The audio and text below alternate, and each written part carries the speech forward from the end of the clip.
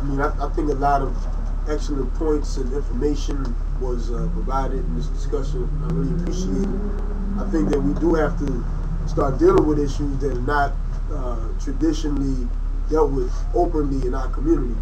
But I also want to stand firm in my position in terms of really struggling for understanding that the collective interests of the African community are one. We have one interest as a community. I don't believe, and I think it's a very dangerous place that we can get into when we start making a distinction between the interests of one sector of our community from another. The history has shown, and even in this testimony we provided just now, that it's clear that all these issues impact our entire community.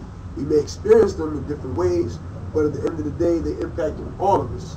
And if we just recognize them as they relate to one sector of the community, that weakens our ability to fight against a system that is clearly united and has forceful power, and in fact raises up the so-called differences amongst us as a means of undermining our ability to resist and to really struggle collectively. I see it almost as a form of like gerrymandering, where, you know, in the electoral process, there's been a typical practice to change the borders to dilute, you know, the black vote. And I think that when we start, you know, making distinctions between different sectors of our community in such a way, that can undermine our community and our collective interests in a similar way.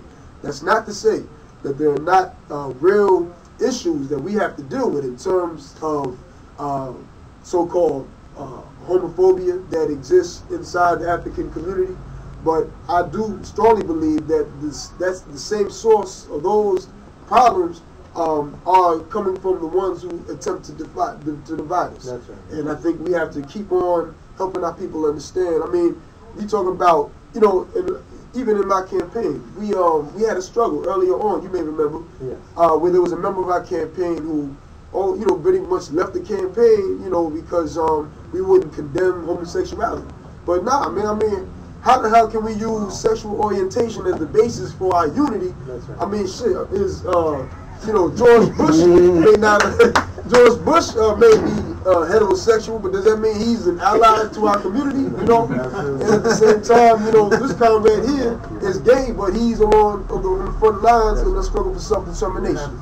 So I think that that's really what the standard for morality has to be in our community.